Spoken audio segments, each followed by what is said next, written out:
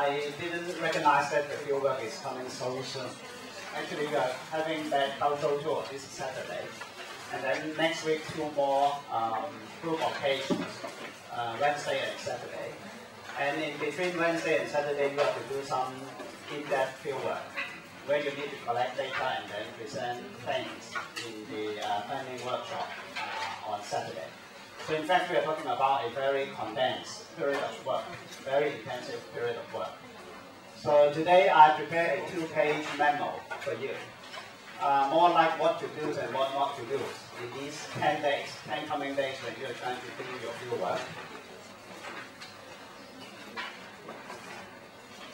Treat the 2-page as a kind of memo that you can bring to your fieldwork, and then refer to the guidelines or instructions there to remind yourself what to do for the following work. What we are trying to do is to study the city, at least in the coming 10 days. The tasks look very simple. City actually consists in 3 things. One is the building inside a city. The other is the people that walk the city, walk in between the buildings. And then the people not only walk, but they actually carry out a series of activities in between the buildings. We also do not only want to understand building, people, and activities, but also try to trace what happened to all 3 over time. So in a nutshell, this is a study of city culture. On the face of it, not a very difficult task. We have identifiable object of analysis, and then we also know we should study this in depth and also over time. But then there are 2 sets of things that we have to bear in mind before we go out on Saturday. The first thing is that we try to do ethnography, but we are not doing ethnography this time. We pretend we are doing intensive study, but actually we cannot do intensive study in this coming 10 days or even 2 months' time. Because as you know, to get inside the work of significance of a place, you really need to immerse yourself there. Half a year, 2 years, 10 years, 15 years. Simon Goh last time talked about immersing himself in the Sum Shui Po area for 15 years in order to get 60 pictures on show for Shanghai Street.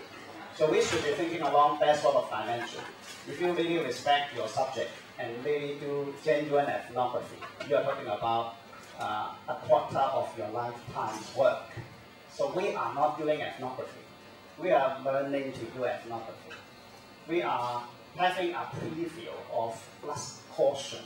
We are not really seeing only learning in action. So the first thing, we are learning ethnography. Try to practice the step as closely as possible.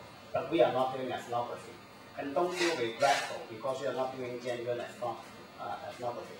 Because this is the constraint of time, of the context of the course, but we aspire to that. The second big question you need to consider before you go into field is there is always a sort of tension for what you are going to do when you are into the field. In ethnography, there is always that tension between fully describing a place. Our task is like a blank piece of paper, going out there and then to absorb every detail of the place, and then come back with a full piece of paper. In some tradition of ethnography, that is the end of it, the full stop of everything. We are like an innocent person, an instrument, a blank piece of paper, trying to get as much details of life as possible, and then that is our mission. But obviously in another tradition of ethnography, like the one we are talking about here, we not only want to go out and then to photocopy Blue House, we also want to go out there to dig behind the hidden meanings, text assumptions, interests that the residents themselves may not be aware in the first place, and then we try to uncover through a process of interaction how, why, and what things are occurring in front of our eyes. And also try to do some action research, people's planning, and then change the world at the end of the day. All these would require we bring in a lot more intervention into the process. So on the one hand, we try to be as neutral and transparent as possible to absorb things. On the other hand, we want to pick out things, reveal hidden connections, and also do something to it. More interventive, more concepts, for example, would be brought in. We would think about hybridization, gentrification, and all those things whenever we get inside the field. So before Saturday, before you go out to NTRA 3 exit 130, think about your task. You are doing ethnography, practicing the steps of it. We are learning the ropes for the first time. But always bear in mind whether I am a blank piece of paper or I want to do something to the world, like Marx 200 years ago did, and so on. All these questions of practicing inadequate ethnography and also torn between the two poles of being neutral, transparent, and then the pole of changing the world will pervade every step of what you are going to do in the next stage. I shall try to organize what you will face with in the next 2-3 months into so-called 3 stages of doing ethnography. But actually they are more properly called 3 moments of ethnography, because they don't come one after the other. Very often they are merged into one single sequence or one single week, for example. Next week we are going to do some detailed recording. But at the same time we are doing planning. We are doing participants, people's planning. So they are more like moments of a research which interpenetrate. And then say one stage would help the other stage and then the other way around. Look like a long-running process of interactive cycles, rather than say one stage finish and then we enter into the second stage. So like 3 things we shall do throughout the next 2-3 months. The first thing we need to do is thick description, as I said in the last 2 lectures. Your task here is quite simple. The end product would be to draw a kind of cultural map. Not literally drawing a map, but at least have some sort of idea on what Wan Chai Blue House area is like in terms of building people and activities. What Kowloon, West Kowloon is like people building activities and over time. So a cultural map that contains rich details of the 3 things that we are concerned with. How do we start to draw that cultural map?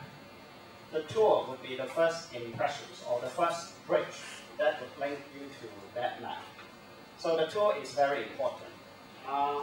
And the tour is not only to see something. It actually, as Dr. Sito just mentioned, it is to uncover certain textic experience of the whole thing. So walking through West Kowloon with a guided tour with you is not only to absorb information, take photos and see sights, but the experience itself is very important. It is like someone talking to you about how a museum installation is great. That experience is not the same as watching that installation in the same museum itself. So walking the tour would mean using all your 5 senses to experience the tour itself.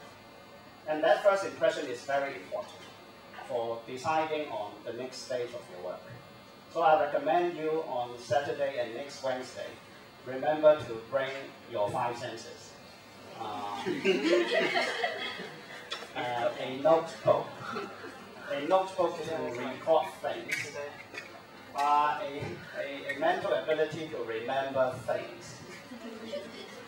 Some of my friends would recommend bringing an MP3 or recording pen so that you can use your 5 senses more effectively.